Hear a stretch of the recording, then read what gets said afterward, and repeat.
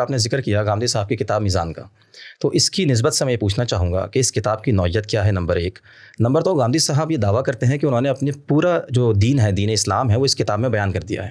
700 صفحے کی کتاب میں پورا دین اسلام کو بیان کرنا یہ ممکن کس طرح ہے، نمبر دو۔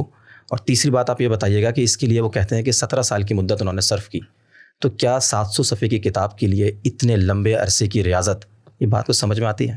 ہمارے اصل میں بر صغیر میں پچھلے 200 سال بہت کانفلکٹ اور اضطراب کے سال گزرے ہیں۔ اس میں ہمارا تہذیبی زوال ہوا ہے۔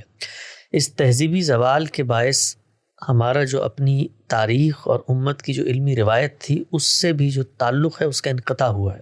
ٹھیک ہے۔ اس کے نتیجے میں دینی تعبیرات کیا ہوتی ہیں، بڑے لوگ افکار کیسے پیش کرتے ہیں، وہ افکار کیسے ایک اصولی نظام فکر میں ڈھل کر پوری کی پوری دین کی ایک جامع تعبیر دیتے ہیں، ان تصورات سے بھی ہم بہت دور ہو گئے۔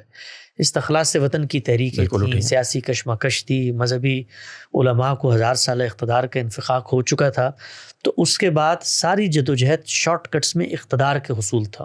صحیح۔ اس پس منظر میں دین کی ایک بہت بڑی تعبیر اور لٹریچر بھی سامنے آیا۔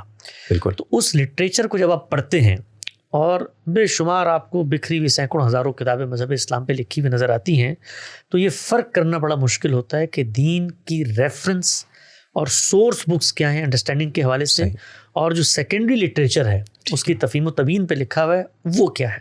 تو اس پس منظر میں اگر آپ دیکھیں تو میزان ہزاروں اسلامی کتابوں میں لکھی ہوئی ایک کتاب ہے، صحیح ہے، لیکن اگر آپ پوری امت کے علم کا جائزہ لیتے ہیں اور آپ یہ جانتے ہیں کہ بڑی تعبیرات کو کیا چیلنجز درپیش رہے ہیں، صحیح، اور ان چیلنجز کو کس صاحب علم نے اس سطح پر جا کر ٹیکل کیا ہے، تو پھر آپ پر اس کتاب کی اہمیت واضح ہو جاتی ہے۔ صحیح۔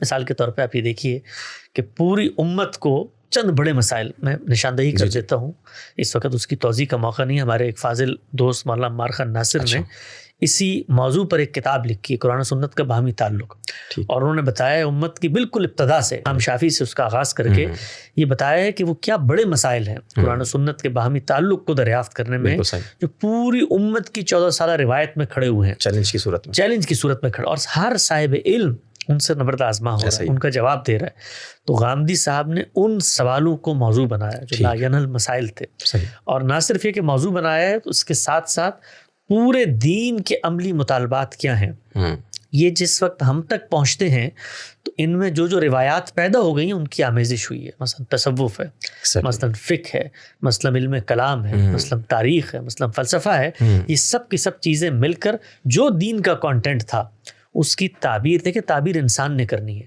انسان جب بھی کسی علم کو آگے منتقل کرتا ہے تو وہ اپنے حالات، واقعات اور زمانے کے علم کی رعایت سے کر رہا ہوتا ہے، اور اس کے ساتھ ساتھ وہ ٹرائل اور ایرر سے بھی گزر رہا ہوتا ہے۔